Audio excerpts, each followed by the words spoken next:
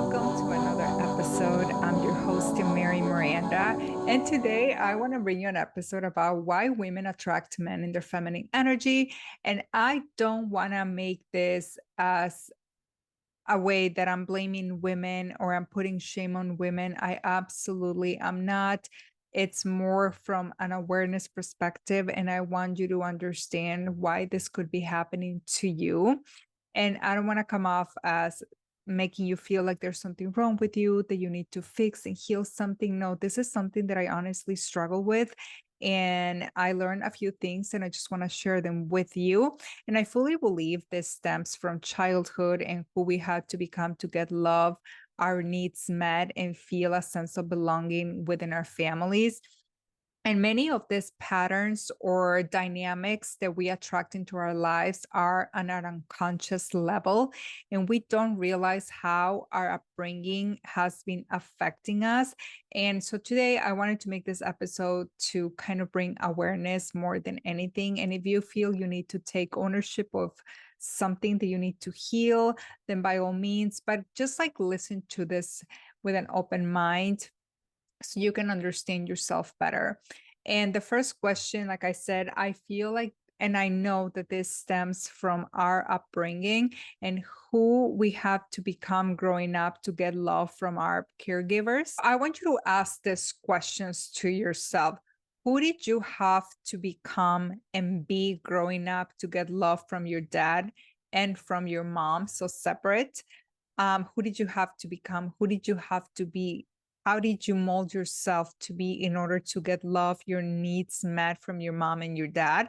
And who have you been in relationships with men? What have you done to get love from men? How have you acted to get love from men? Those are like very important questions that can give you a lot of insight. And we have patterns. A lot of times we have patterns that we need to heal to be able to feel whole and complete within ourselves. And then maybe one day meet someone that is up to our standards and we feel fully aligned with the relationship dynamics that we desired. And this relationship dynamic, probably it's not something that is aligned with you. A man that is in his feminine energy, and not just any feminine energy, is his wounded feminine energy. But I first want to say that obviously you know that you're innately worthy enough and deserving of your deepest desires and the relationship that you want, and know what you desire and deserve, and don't settle until you meet that person.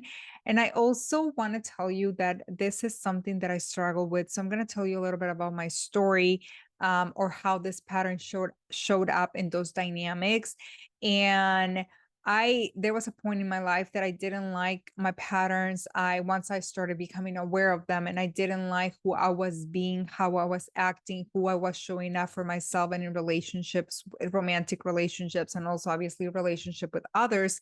But I didn't like something within me. I didn't like some patterns and behaviors that I had. And I didn't ultimately like the relationship I had with myself. So I first started this journey after I was heartbroken from a toxic relationship many years ago. And I first started this journey as a means to heal and fix myself so I could get the love and that I desire, so I can meet the one, so I can find a man, so I can attract a man. So everything, even though I thought I was doing it for myself, the ultimate goal was for a man, to attract a man.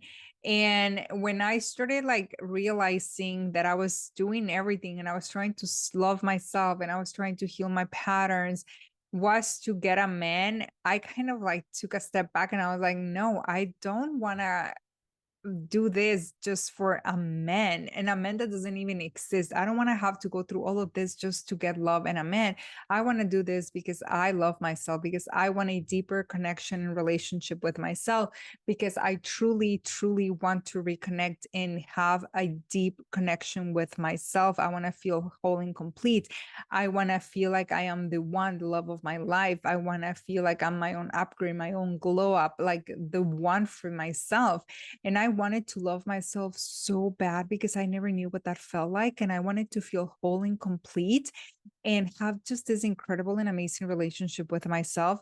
And that's where things shifted for me because I discentered men and took them off the pedestal and put myself in the pedestal and center myself. And everything that I have been doing and done for myself, it's because of me, not because I want to get a man or because I want to attract a desired candidate. I'm doing everything ultimately for me and for my inner child because we both deserve this.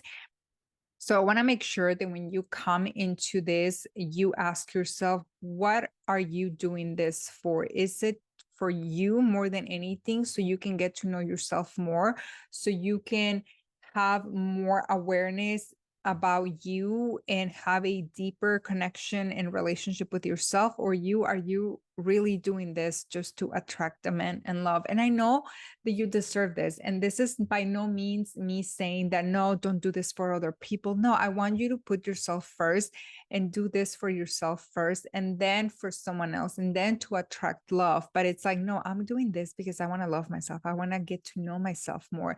I want to reconnect with myself, and I want to heal these patterns for me because I want to feel whole and complete within myself and attract one day someone from this place of feeling abundant and happy with my own skin and whole and complete, not from this place of neediness or scarcity.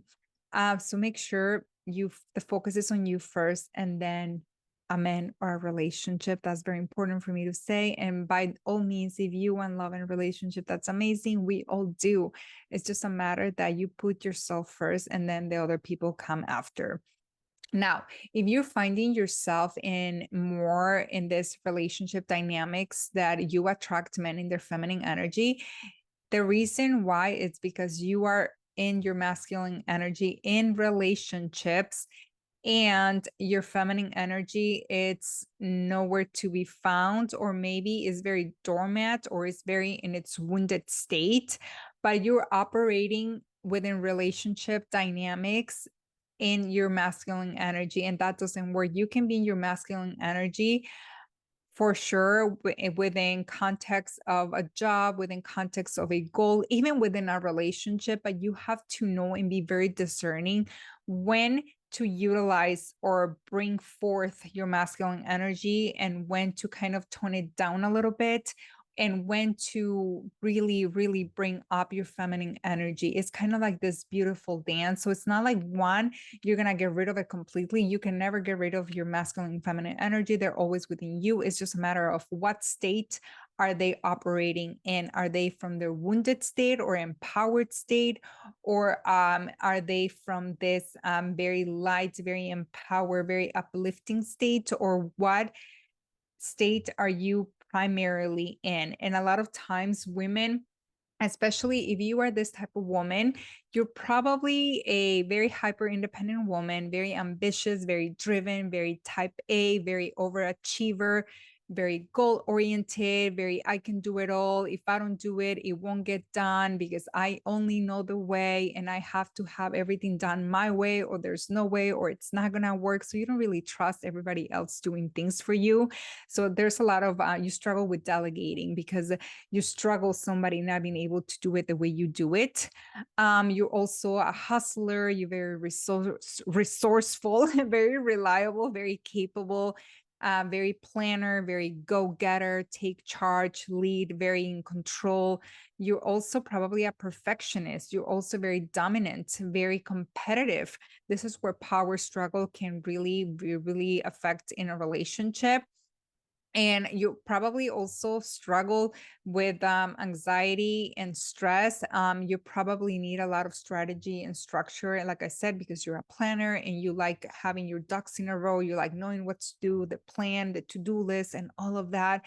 And we what happens in relationships is that we treat men in relationships more like a project because you like fixing things. If he's not able to step up, you're going to do it all. You're going to fix it. You're going to do it your way. And you're so used to taking charge and being in control and leading that is so hard to trust a man and someone else to lead and take charge and being in control because that's never happened to you. And if it happens to you, it hasn't led to favorable outcomes. You also fear of letting go of control and not trusting things to get done or will go the way they're supposed to.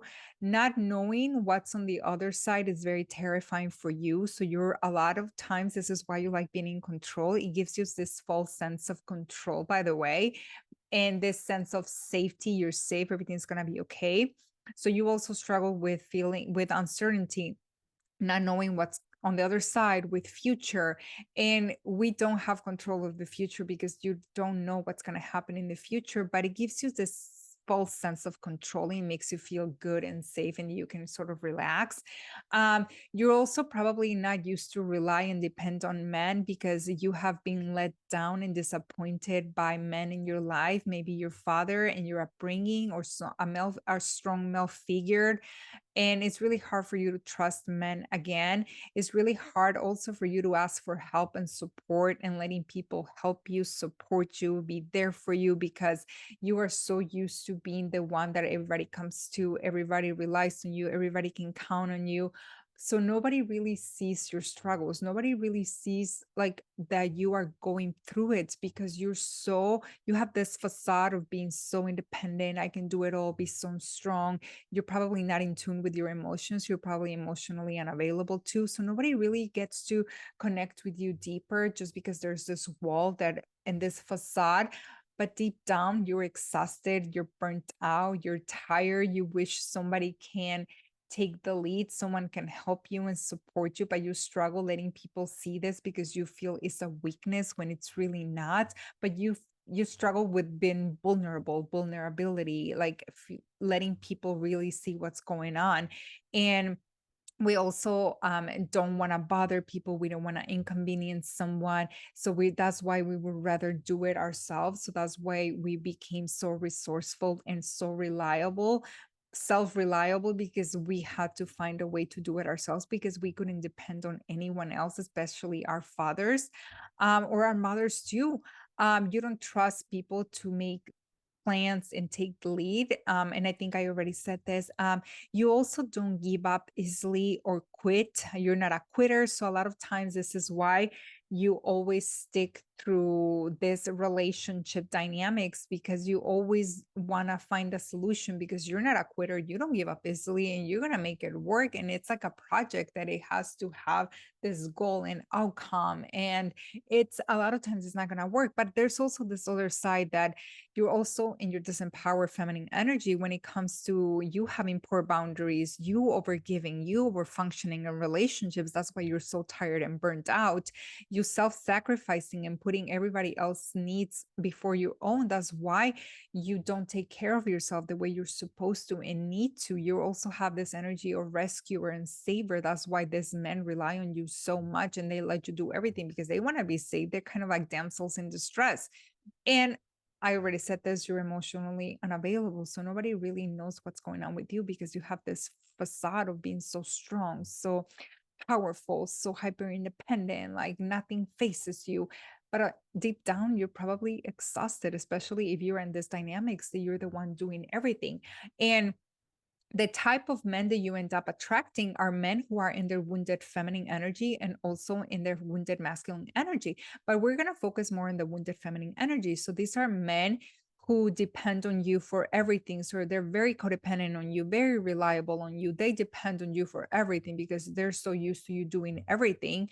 Men who don't plan, who don't take lead, who don't take charge, men who are more kind of like lean back and they can come off as being lazy, being kind of wishy-washy and very swamping their energy.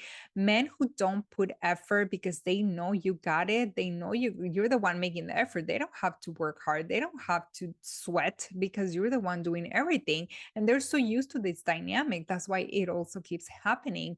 Men who are very passive, men who just wants to sit back and be pampered, cater, and serve, kind of like the princess treatment. And this is where the sassy men are getting so sassy that they want do all of this. And the sassy men that you see online, they're in their wounded feminine energy, by the way. And men who put bare minimum effort and they want you to do everything, pay for the dates and things like that. Men who don't chase and pursue you, they want to be pursued, the sassy men. Men who are very inconsistent and don't take a stand, inconsistent with all of his behaviors, his words don't align with his actions. Men who don't have discipline, men who don't have direction in life and relationships, men who are emotionally immature and unavailable and very emotional, very dramatic, very into gossip, men who feel like, and they are very incompetent when it comes to helping you around the house or helping you in the relationship, because he lets you do it all since you take the lead and they're so used to that dynamic. He doesn't have to step up. He doesn't have to do things. This is why a lot of women struggle with men taking out the trash, men helping around the house. Um, Men who lack integrity and don't follow through, his words don't align with his action, and he's very incongruent. Men who don't never show up, his actions don't show up, and men, he doesn't show up for yourself either. Men who lack confidence, they constantly need validation from others, they have low self-esteem, they have low self-worth, and they will project this onto you. Men who are very undecisive, they kind of go with the flow, last minute plan, they let you take the lead, they don't know what decision to make, kind of very wishy-washy, swampy energy. Men who have no boundaries, he's a taker, he's not a giver, he takes from you, that's why you're so exhausted.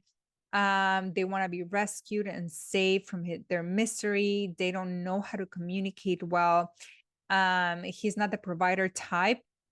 And I have found that the red pill podcasting bros or the alpha male bros or those men who claim they are in their masculine energy are actually in their feminine energy. Men who are not the provider type, men who want 50-50 relationships, men who seek equality, men who complain about paying for dates and they want to keep the score, they want to teach you a lesson, men who hate women, don't make an effort, they're kind of very sassing their energy.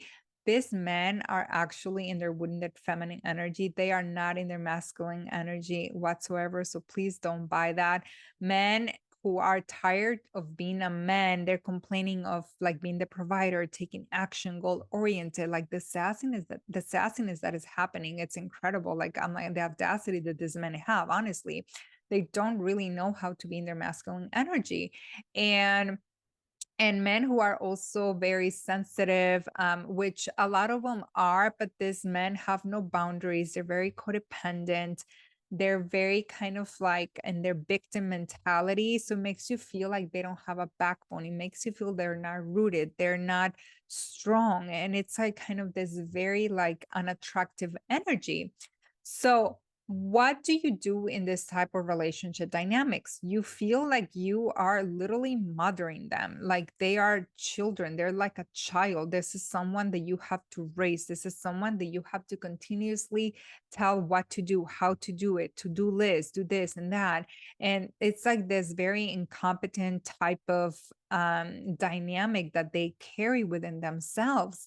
And you don't feel attracted to them. This is why a lot of women lose their attraction, because there's no admiration, there's no respect for this men anymore, because they're not showing up the way you desire. So you lose your attraction for them.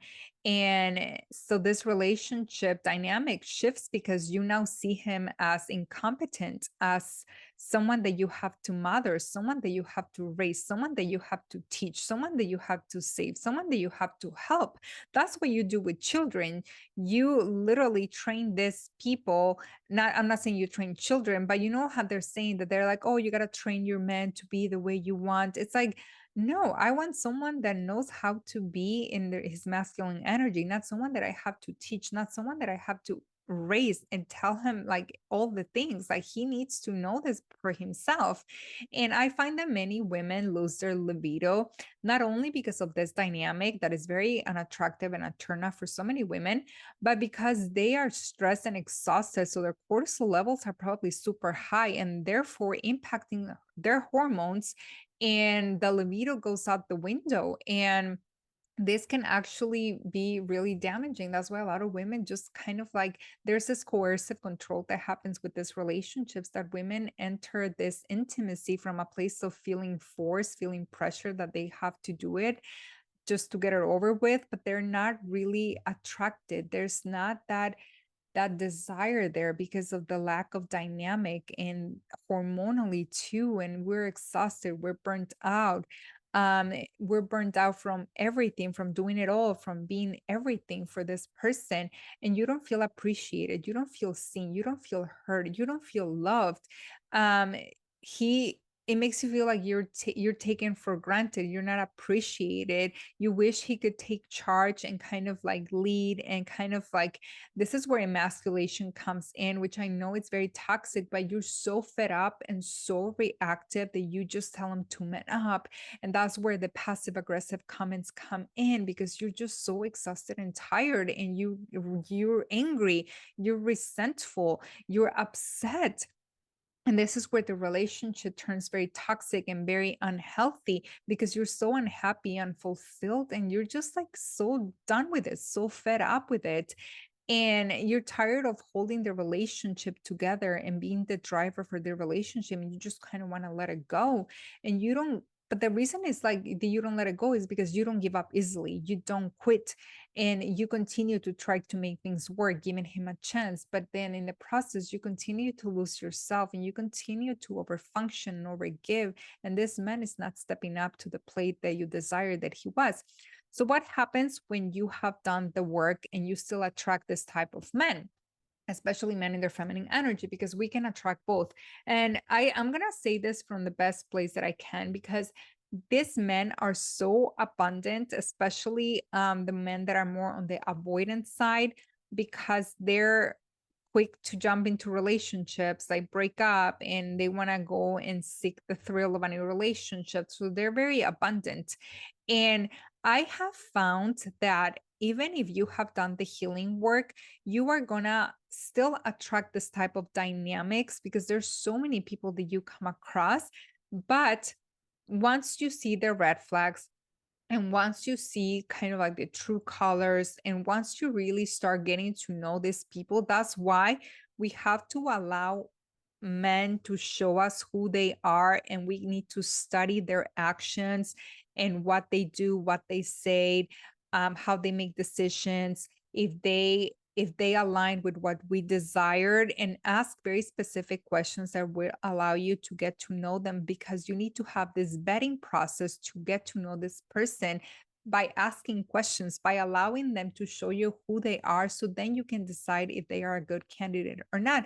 And what happens is, for example, let's say you attract a man who is in his feminine energy. You start seeing the red flags. You start seeing that he's in his feminine energy. You start seeing that he doesn't take the lead. He doesn't make reservations. He doesn't ask you on dates. He leads you. He makes you want to step up and take the lead as what's going on in this relationship. What are we? What are we? When are we? When am I going to see you again? And he's not taking charge. And once you start seeing that, you need to walk away immediately, because you're like, this is something that I don't want to go through again. I understand that I attracted this person, but a lot of times it has nothing to do with you.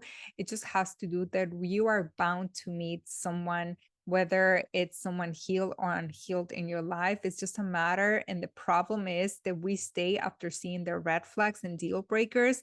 But in this case, a lot of times it's not our fault, but sometimes it could be patterns within us that continue to operate at a subconscious level. And therefore, we are attracting this type of dynamics. And it's just a matter of becoming aware and conscious of it and do a little bit of the healing work if you need to.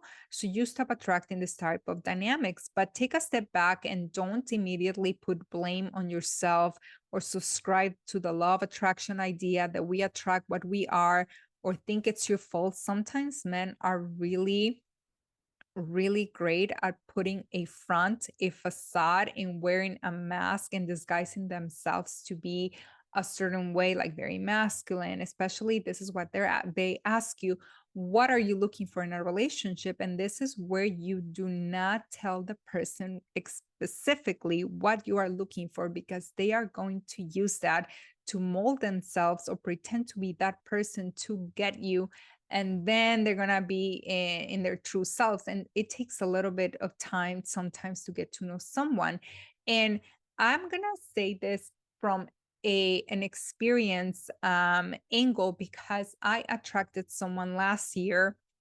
I have done the healing work. I knew all the red flags about narcissistic abuse and all of that, and I still attracted someone who was very misogynistic, very racist, very sexist, put me down about my body. And I'm not going to go into much details about that because I'm probably going to do a podcast on those dynamics later. But at the end of that, I walked away after 8 weeks after he started showing his true colors, because at the beginning it was all love bombing, it was a facade. But the love bombing was very, for me, it's like, well, yeah, I've received this type of treatment before. Of course, I deserve it. I deserve the flowers, the gifts. He was cooking for me. He did my laundry one day. And because I was so busy and he wanted to see me, and I said, hey, no, I have to do laundry today. He's like, oh, why don't you bring the laundry and I'll do it for you while you're at work and doing all those things. So when you come home, I'll have dinner cooked, like he cooked for me, and you can pick up your laundry. And I was like, oh my gosh, thank you so much. That would make me so happy. And I thought, and he also said that he was healed, that he had done the healing work, that he knew about communication, he knew about relationships. He made it seem like he was like this, and he even said this, that he was a man in his masculine energy. He was an alpha male. He was a leader and all of that. And I sort of like, I'm like, well, of course I'm going to believe you, because I don't really know you. I was still getting to know him. It was through the talking stages. And at first it's like, yeah, I deserve this treatment. I deserve the flowers. I deserve the way he treats me. He was treating me like a queen. Everything he said were the right things. And and then little by little, he started showing the red flags, the true colors, and I started noticing things. And at first, I was so confused. I'm like, maybe he's having a bad day. And I have the problem, and this was one of my things that I had to take accountability and responsibility, that I'm very understanding and very empathic and very understanding of people's past. And I believe people can change because I have changed. And I know how your upbringing affects who you are. And I'm very aware of that. And that was my biggest mistake, that I was too understanding and I kind of like let some red flags slide, because he said he had done the healing work and I trusted that he did. And I trusted that he had changed who he had been.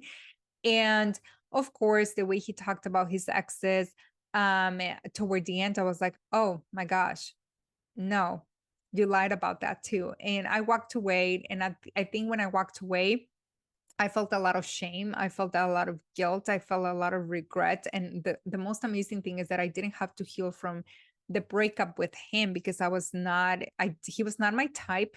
He was someone that I was giving him a chance because I met him in like outside of dating apps. And so I didn't have a profile to go off. And I didn't really get to know him until I started getting to know him like slowly through talking to him, asking questions. But once I started getting to know him and understanding, seeing his true colors, his belief system, who he believed, who he like listened to as far as role male models, and like so many other things. I'm like, oh my gosh, this is not the person for me. I don't like the way he is talking to me anymore. he pulled away everything. You know how they say that at the beginning they give you 100% and then they do 90% and then you're confused, but then you don't really notice it, and then they give you 95% again. So then you're good, and then they go back to like 70% and you're kind of confused, and then they give you 100%. It was that, because I'm like, what is going on, to the point that I was a little confused, and I was like, oh my God, is this like, am I not reading the red flags okay? To the point that I started like doubting myself and things. And when I started feeling like that, and the biggest sign for me was that I started having heart palpitations, like I was in a roller coaster, kind of like that hard feeling, but it was like panic attacks. And this was my body telling me that this person was not for me, that I needed to flee, I needed to run away. And I did, and I did, and I'm so thankful. But like I said, I did not need to heal from this person emotionally. I didn't really go through the breakup like that. I was so happy. My life went immediately up, but I was so mad at myself. I was so angry at myself. I had a lot of rage toward myself because I stayed longer than I should have. And how did I attract someone like that? I had done the healing work and I was beating myself up. And at the end, it was like, you know what? I am bound to attract this type of man, but I made the mistake of being too understanding, because he said he had done the healing work and gone to therapy and new relationships and new communication. And I believe that. I believe that. So I'm not going to be so understanding of people's past. If you don't come healed, and I know not everybody it's ever going to be 100% healed, but if you don't come done, I don't want you. Like, I am not gonna put myself through that again. So then I had to do a lot of work, self-forgiveness, not being so hard on myself, and understand that sometimes men are great at putting up a front, a facade, and disguise themselves. And I feel like toward the end, like I started seeing like his misogyny and so many things. And I was like, oh my gosh, now I see what everybody talked like post once I broke up with him. A lot of people came forward with telling me how they really felt about him. And I was like people at the gym that I didn't even know. And I think one of the reasons why I didn't walk away sooner is because I met him at the gym, and I needed a 24/7 gym, and I had just moved back to this location where I'm in right now, and I didn't have another gym to go to, and that's the reason why I didn't like leave sooner, because I'm like, oh my God, it's gonna be so awkward. I don't know. I don't have another gym. I don't want to drive 30 minutes to another gym because of my schedule and the job that I was at. And that was my fear. I was like, oh my God. Once I started seeing his true colors and how he was, I'm like, he is just gonna tell people things about me. And I don't like being my people knowing things about me, because I'm very private when it comes to my personal life in real life. Like, I put things on social media, but a lot of people don't know that I have a social media presence or a podcast where I do share a lot of my things. But I'm like, these people don't know me. I don't want them to know. So I know that I have always been afraid of what are people going to say, what are people thinking about me, because I grew up in a very small town that is very judgmental, and your reputation can be ruined like that, kind of like the Bridgerton type of upbringing in a way. That town, very gossipy. If something happens to you as a woman, you are deemed unworthy to be married and all of that. So I grew up with this upbringing that don't take care of your reputation, don't ruin your reputation, like be careful, because what people say, it matters. And I always grew up caring so much what others thought about me, and putting this facade in this front. So it has been a lot of unlayering and healing to really come and feel safe being me and don't care what people think. So toward the end, I finally said, I don't care anymore. There's a reason why I went through this situation, is to heal what people thought about me. So I walked away and I continued to go to the gym, but I would go earlier just because I was already going earlier regardless. And I would only see him like 10 minutes like at the gym. So I didn't really like get to work out around him. So I was like, no, I don't care what he tells people about me, or if people know what's going on with my life. I don't care anymore, because that's his side of the story and I know who I am. And as long as I know who I am, I don't care what everybody else thinks. And I'm telling you, that has helped me so much in the past months, not caring what others think about me or what I'm going through or what I'm doing with my life. And it feels so peaceful. So I'm like, oh, is this the reason why I went through that ordeal? But let's take it back and say, and don't immediately blame on yourself. Sometimes you are bound to meet shitty people. And when it comes to I went on a tangent, I know, on the other side too, someone who was not in his, well, he was in his wounded feminine energy. That's what I'm trying to say. But there's also this side of the men who are in their wounded feminine energy. But this man, toward the end, I was like, this man thought he was the alpha gym gorilla. He was in his masculine energy, but in reality, everything he ended up doing and being was a man in his feminine energy. Although this man had very misogynistic, he was very aggressive and abusive, he was still in his very masculine wounded energy and feminine wounded energy, both energies. And I'm just like, and he thought he was like a masculine man, and he really wasn't. But I do have another story to tell you. But I want to say the first thing I'm going to tell you is, what can you do to make sure you don't attract someone in his feminine energy? And you have, like I said, you have to allow a man to show you who he is. You have to really, really get to know yourself and what you desire and what you want in a relationship. And you also have to be really good with leaning into your feminine energy and receiving and allowing others to get to show you who they are. And you do that by leaning back, allowing them without you taking action to show you how they take action, to show you if they align with what you desire. So you have to become very clear on your desires, how you want to be treated in a relationship, what you desire in a relationship, what qualities you want in your partner, and all the checklists, all the lists, like make your list become very clear so you can be really good. Once someone shows you who they are through his actions, you can study his actions and what he does, what he says, and everything. And then you can make an informed decision whether this person is a person you want to go on dates with or you want to give a chance to, and if he's a good candidate or not for you. And one of the ways that you can stop being in your masculine energy and stop attracting this type of men in their feminine, wounded feminine energy, is that you don't pursue or chase or take the lead. I'm not a huge proponent of women making the first move. And I know this happens if you're on Bumble, which is okay. You can do a quick question, hey, how are you? And allow him to take the lead after that in the conversation.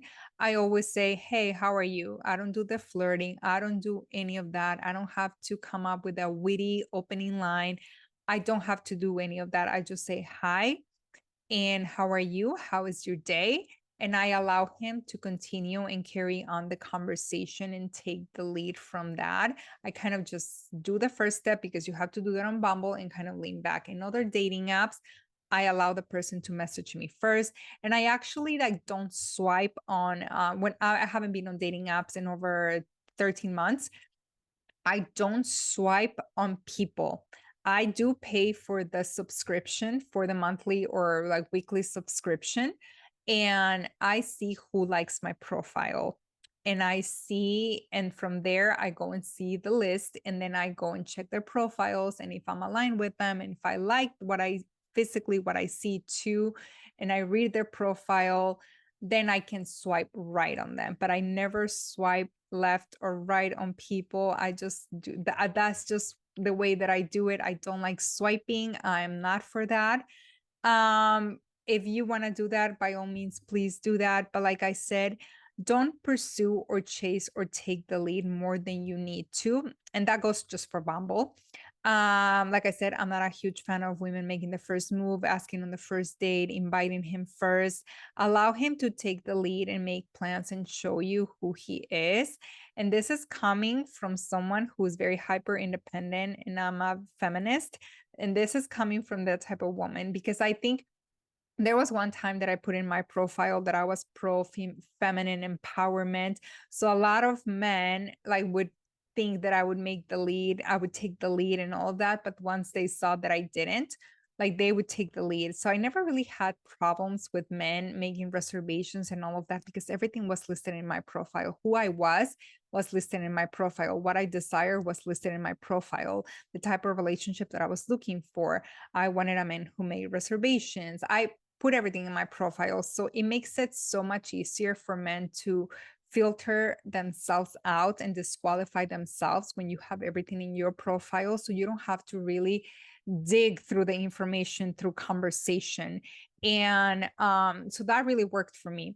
Also, let him pay for dates and show you that he can be the provider type, because someone in his masculine energy is a man who has no problem providing for you, especially paying for dates. The men that complain are in their wounded feminine energy.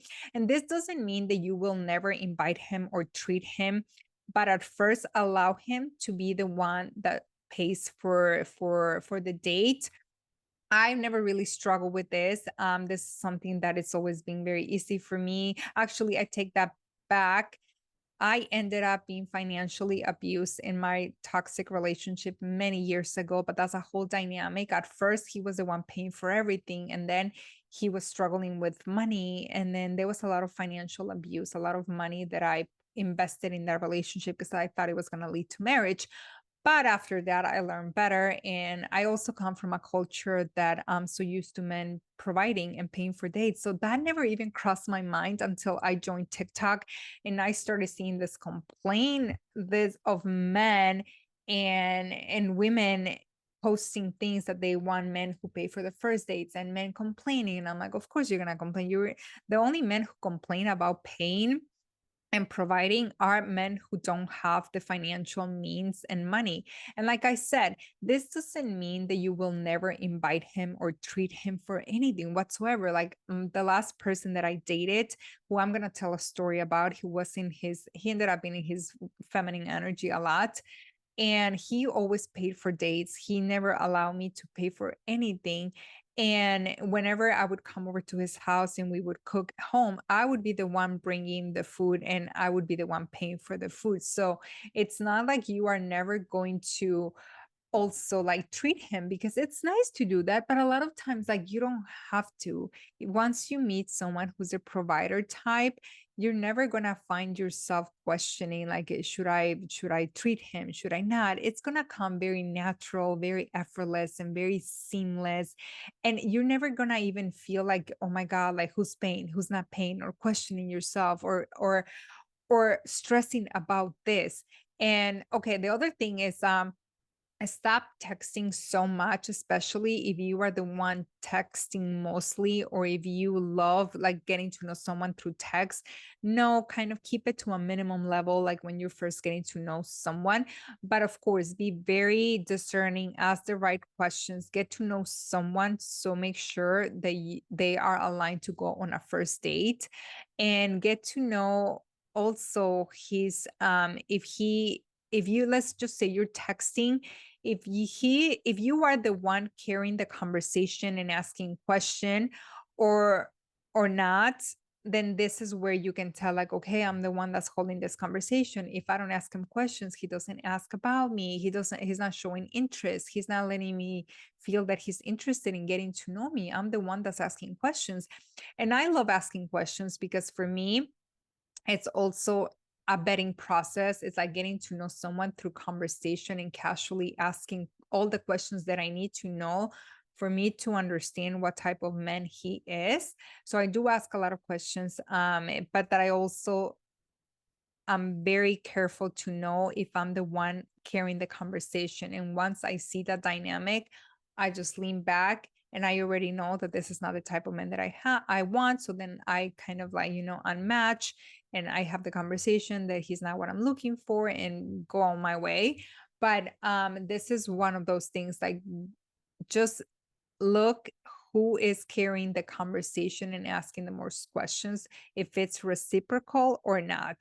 And don't overfunction in relationships. Instead of you trying to do it all in the relationship, because it's so much easier for you. Don't allow him to make your life easier.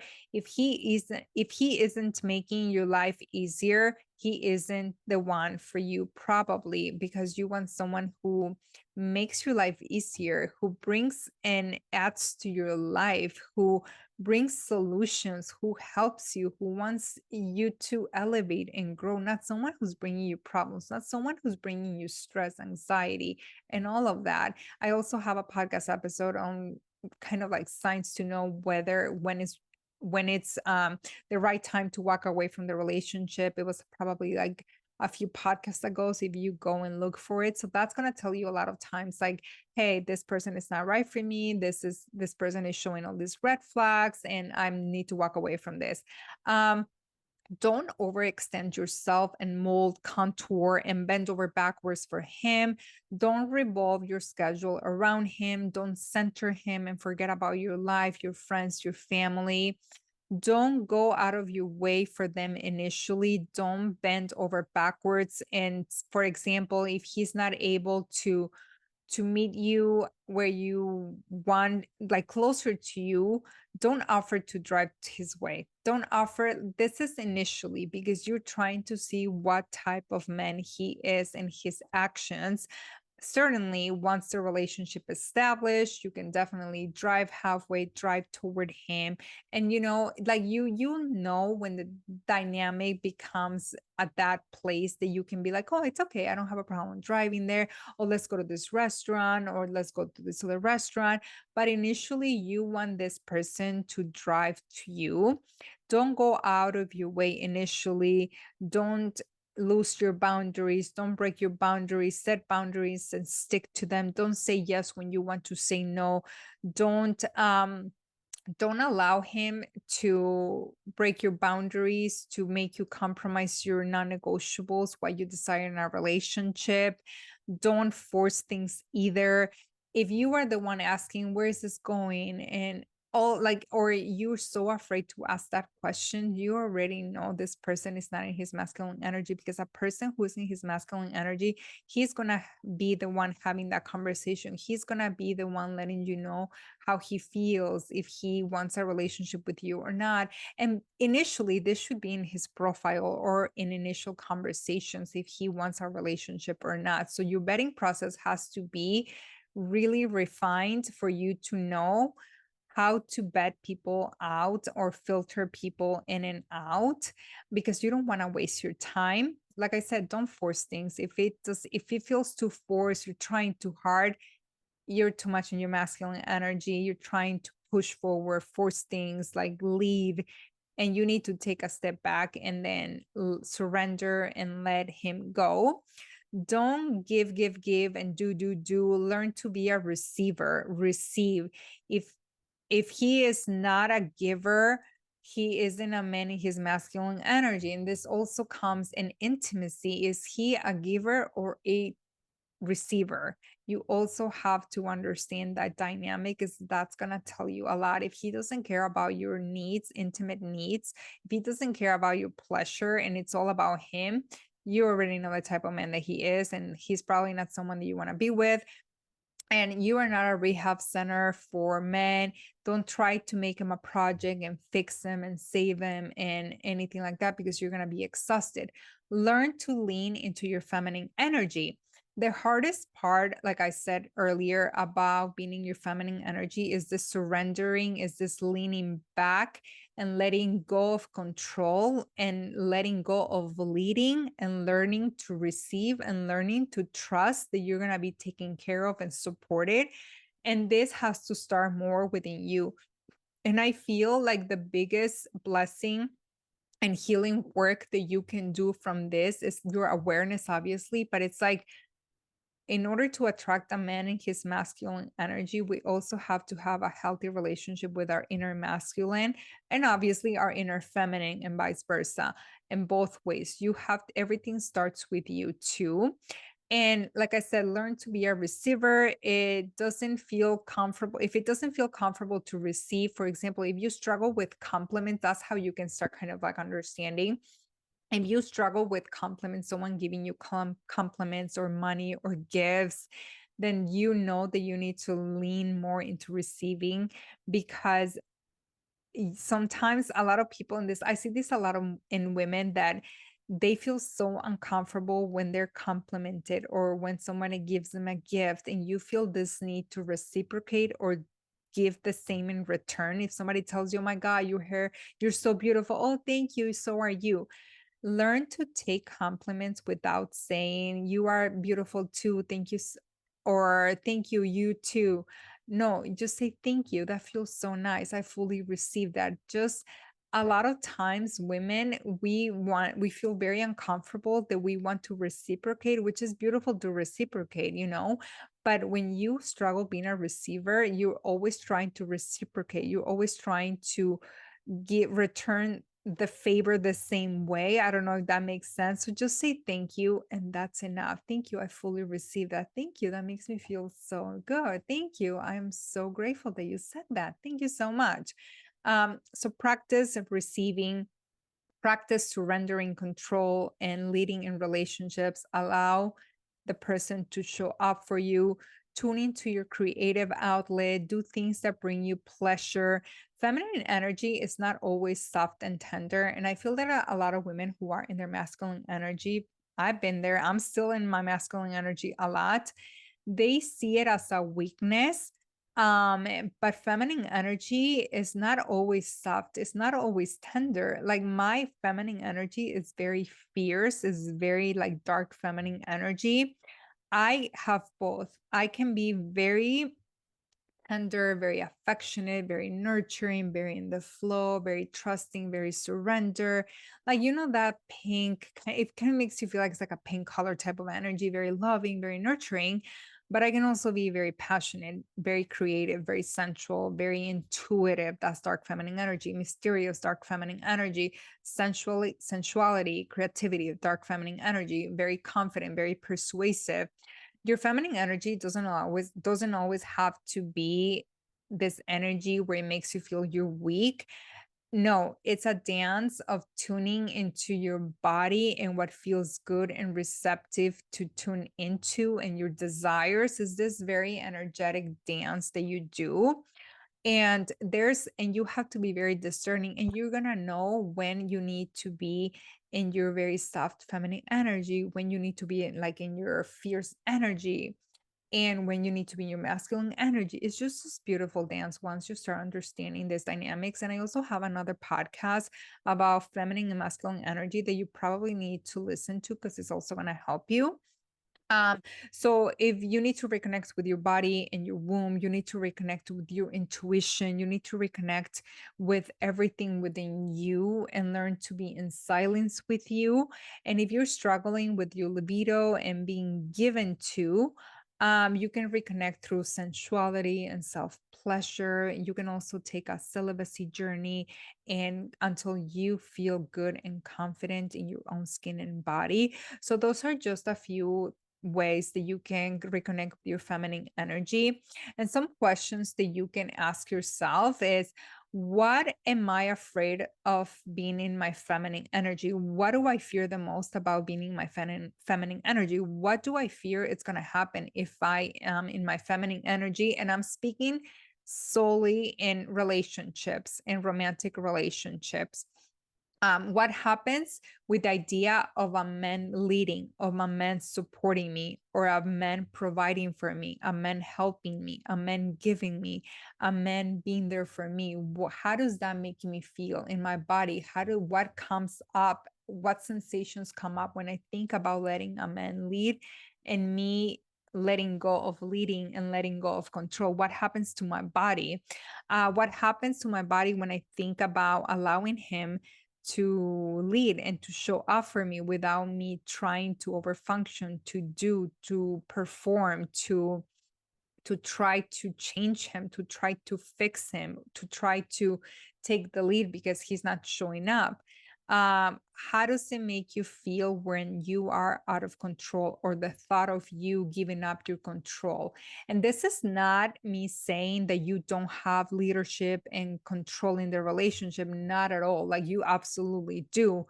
But this is more for the women who want a man to make reservations, to take the lead in the plans, to take a lead in conversations.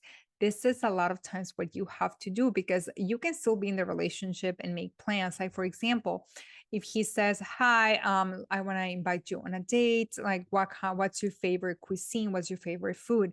And then, for example, for me, I have food sensitivities. So every time I do get asked on a dinner date, I only accept dinner dates.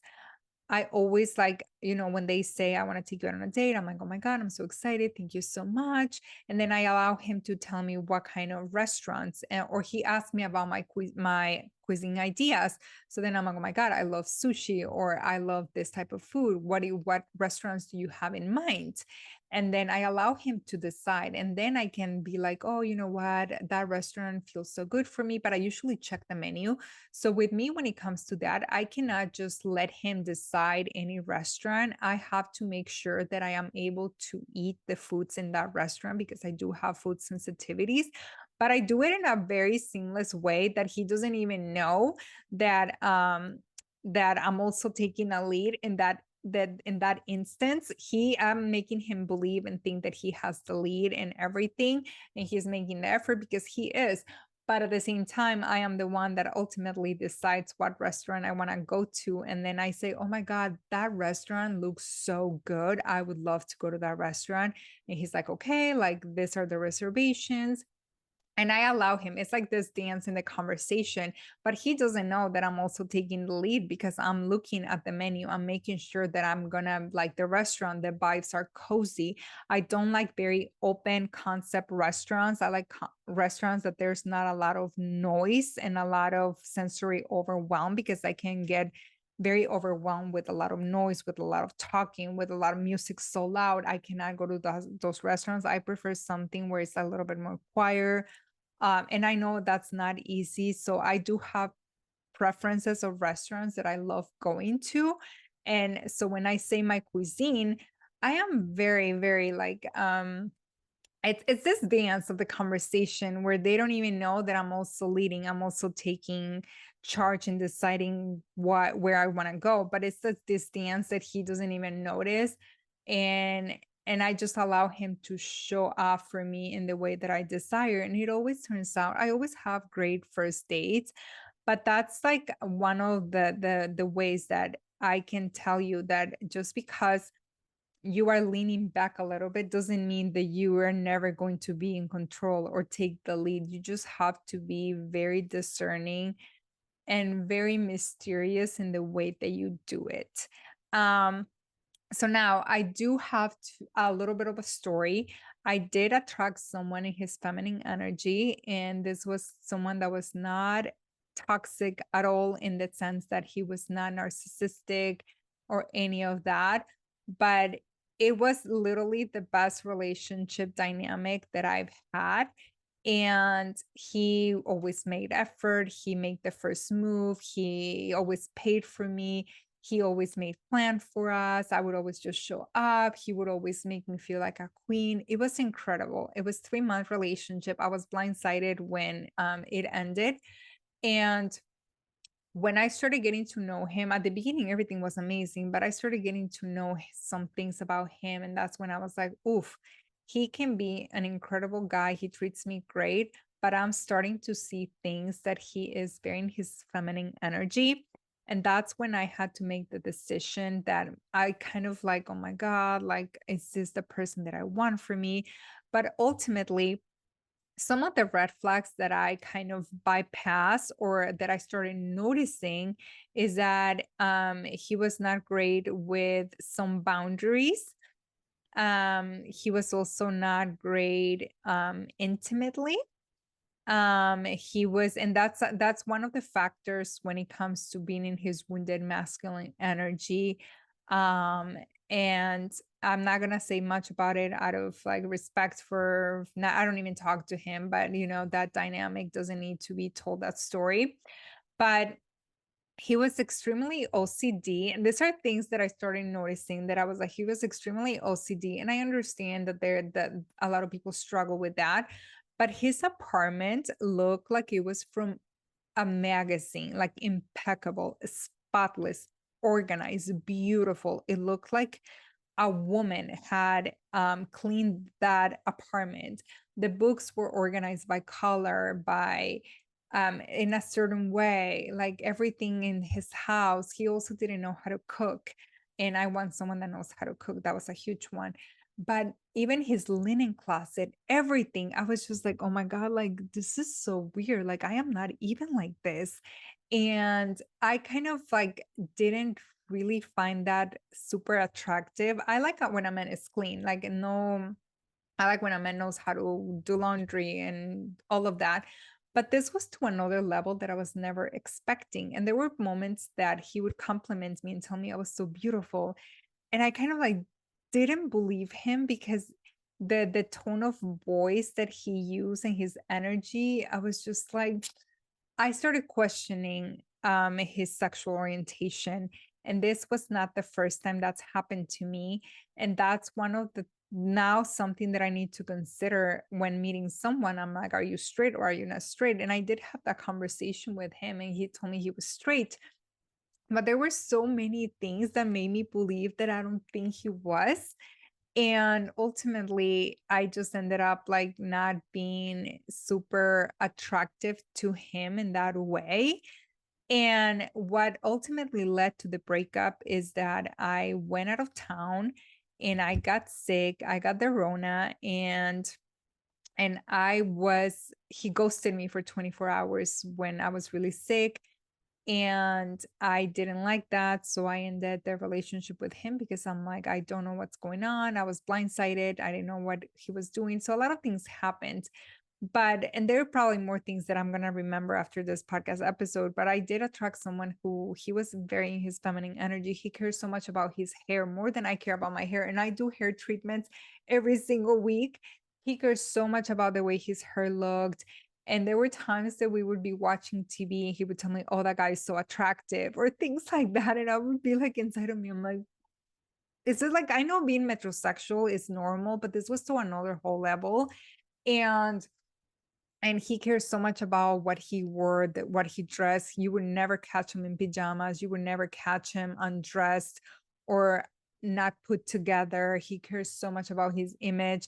And he was just not for me. There were a lot of things that I was just like, oh, you know what? I mean, like he ghosted me, but then I was sort of bypassing all these things that because he was treating me great and I was happy and I felt safe. I'd never had doubts. I felt comfortable. But then when I started seeing those things, I started feeling kind of uneasy. I started feeling like questioning. I'm like, are you straight? Are you sure? And ultimately, like, I was just like, maybe this is not the right person for me. And so we broke up and everything. And I did take the heartbreak. I did take a heartbreak with that just because it was unexpected when he ghosted me. But then after I started doing the healing work, that's when I started like, okay, you know what? I bypassed some things that I shouldn't have bypassed, even though they were not extreme red flags. There were things that I was not aligned with, like orange flags, let's put it that way. But he was in his feminine energy, and I was like, I was not attracted to him, no libido. And it was one of those situations that I'm like, no boundaries. He was very, very like truly his feminine energy. And I felt like I needed to be a little bit of the stronger one, even though I was not taking lead, making plans or anything, unless I cooked at his house because he didn't know how to cook. I would be the one making the plans. What am I going to eat? What am I going to buy? And all of that, which is fine because he paid for all the dates and I didn't never had to worry about money. But there were also instances that I knew he was not reliable. And these are huge. I'm glad I remember this right now. He was not reliable in the sense that whenever I went out of town, he would never ask me, do you have transportation to the airport? Do you need me to pick you up? Do you need me to drop you off? Like, do you need anything? Like, not reliable. He wouldn't even offer himself. And there was this other instance that I was going to go and see an apartment, and it was this guy who lived in the apartment, and the communication was really weird. It was through Facebook Marketplace. God knows. I know. Last time I do that. And I felt very unsafe going to go and see this apartment. So like I was telling him, I'm like, hey, I'm like, I don't feel comfortable. I don't feel safe. Like, I feel really weird. The communication has been just weird with this guy, but I'm gonna go and see the apartment. Never offer, oh, I'll go with you. And it was like minutes to his house. And he never offered, oh, I'll go with you. Like, I got your back. I'm there to support you. Let me go with you so I can like take care of things, so I can ask the questions. No, I was there. And then ultimately, I ended up not meeting the guy because he made me wait for so long because he decided to go for lunch at the time we were supposed to meet. So I ended up not meeting him, but I felt so unsupported. I felt like I couldn't have his support as a man because I didn't feel safe and he wouldn't even take charge or lead or pick up on that.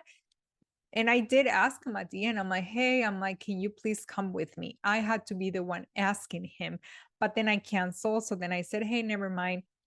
The guy's not showing up. So I just canceled everything. But then I started feeling like, oh my God, he's not reliable.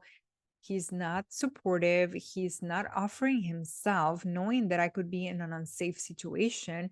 So he's not protecting me. I didn't feel that energy. So that was another red flag and so many other things. But I did have a good experience with him. He was a good person and a good man, but he was just not what I was looking for as far as that he wasn't really in his masculine energy the way that I desired. Just in some instances he was and in some he didn't. And I do make more money than he did because he of his work. So that was also another factor. But regardless, I had to now be very discerning that I'm like, okay, now I know what it's like to attract someone narcissistic, misogynistic, avoidant, all those things. I also know what it's like to attract someone in his feminine energy. And I'm not even going to get into someone else that I was in his feminine energy, someone who had no boundaries, who was very wishy washy, didn't take the lead, didn't make an effort, didn't make money. I'm not even going to make go into that one because that's another lesson for me. So now I know what I'm looking for. I know that I want a man who is in his masculine energy, sorry, masculine energy. And I know what I desired. I want a man that is a provider, that is a support system, that it leads, that makes an effort, that pursues me, that is decisive, that he's emotionally connected to himself, that he can lead himself too as well in his life, that he takes control of situations, that he's reliable, he's resourceful, that he makes my life easier, that he makes me feel safe, that he has direction and a vision for life. He has ambition too. I want someone ambitious. Is someone that makes a plan for his life. Like I said, very goal oriented. I like that. Someone that takes action, that is decisive, someone that leads himself in his life well, someone that can hold space for me, someone that allows me to surrender and trust him so I can be in my feminine energy. And like I said before, it doesn't mean that you're never going to be in your masculine energy. You absolutely will. You just have to know when to do the dance. So I hope this helped you. I hope this gave you a few insights that you probably didn't have, or if you did, that sort of reinforce what you already know. But you want someone that it's gonna make you feel surrender in your feminine and lean back to receive all his love and attention and care and romance so you can be magnetic, so you can be in your pleasure, happy, joyful, receive, so you can be in your pleasure and be radiant, be magnetic, and you can also be in your fierce feminine energy. You can be in this energy of creativity, intuition, and that's when you're gonna know that this is the right dynamic. But sometimes it takes getting to know people, getting to understand these dynamics for you to really know, hey, am I mainly in my masculine energy as a woman in relationships, attracting men, mainly his wounded feminine energy? Or what type of energy am I primarily on? For me, I'm in my masculine energy every single day. But when it comes to relationships, I've been single for a year. I am in my feminine energy, but I'm also in my fierce feminine energy, but I'm also in my masculine energy. But I know what I desire and I know when to pull back and lean back to allow him to show up for me that a way that I desired. And I am excited if I ever meet that person. I'm single by choice right now. I am working on so many other things. Decentering men and dating has been amazing for the past year, but I know what I don't desire. And I know that I will never put myself in a situation where I'm with a man in his feminine, wounded feminine energy.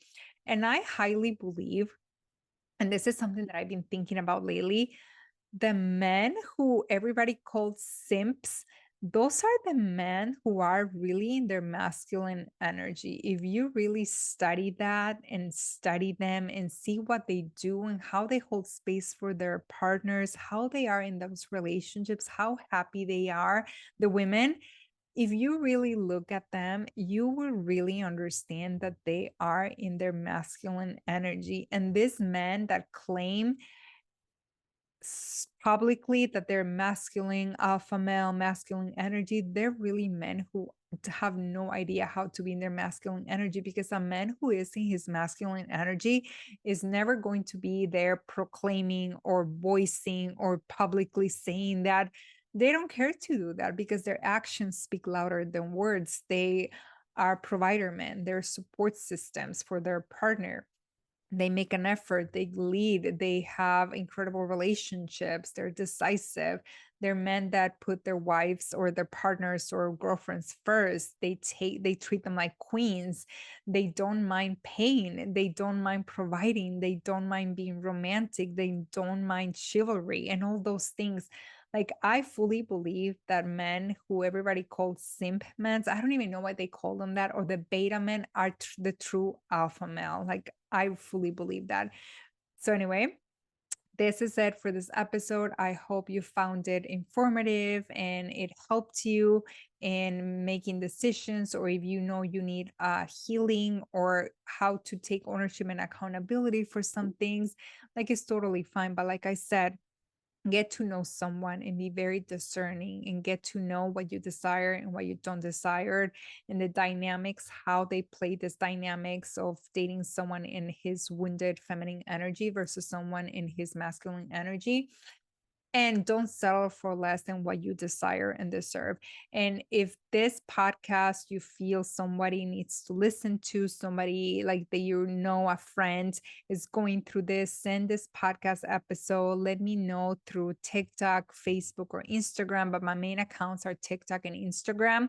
Your thoughts, tag me on Instagram stories. And if it feels so aligned, I would be so grateful if you can leave a 5-star review wherever you listen to this podcast, because it's just going to help reach more women. And if you have any more topics in mind, let me know. But also, my coaching is available. All the links are in the show notes. If you ever need support, shoot me an email or fill out the application for coaching and I will get back to you. But I really hope this helped you, and I love you, and I'll see you until the next episode.